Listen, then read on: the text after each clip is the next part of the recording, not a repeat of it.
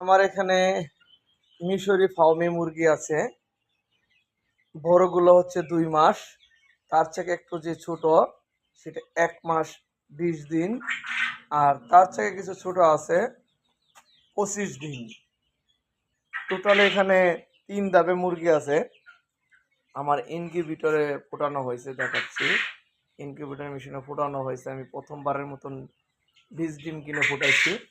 এই বড়গুলা দেখতেছেন, বড়গুলা এখন 2 মাস। বড়গুলোর বয়স হয়েছে 2 মাস। তার সঙ্গে যে এই যে ছোটটি দেখতেছেন একটু, এটার বয়স হয়েছে 1 মাস 20 দিন। 10 দিন পরে আবার ডিম দিয়েছিলাম আর একটা মেশিনে। আর এই যে এখানে কিছু ছোট দেখতে পাচ্ছেন, এই যে ছোট, এগুলো আমি ঢাকা নিমতলি থেকে কিনে নিয়ে আসছি 1 সপ্তাহ আগে। তখন বয়স ছিল তার 14 দিন। তো এখন প্রায় 20 দিন 21 দিনের বাচ্চা এগুলা 22টে।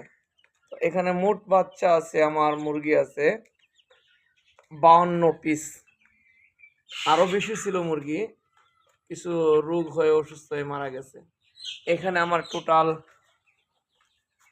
এই যে আমি ঘরটাকে কিভাবে কাজ করছি দেখেন, এই যে জাল, এটা একটা জাল, একটা ফ্রি পাইছি একজনের কাছে, আমার কিনতে হয় না। এই জালটাকে এইভাবে দিয়ে দিছি। তো এখানে আমার এইটুক জায়গার ভিতরে আমি 52 পিস মিশরি ফার্মে মুরগি রাখছি। দেখা যাক এগুলা আল্লাহ কতদিন বাঁচিয়ে রাখে এবং কতদিন সুস্থ থাকে।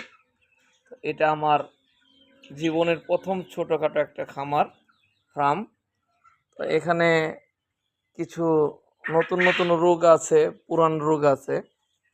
তো আমি এখন পর্যন্ত এগুলো ভ্যাকসিন করিনি।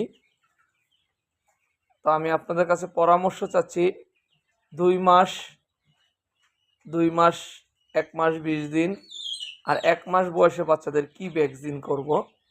তো আপনাদের কারো জানা থাকলে অবশ্যই একটু আমাকে জানাবেন। আর ভিডিওটা দেখার জন্য ধন্যবাদ সবাইকে। আসসালামু আলাইকুম।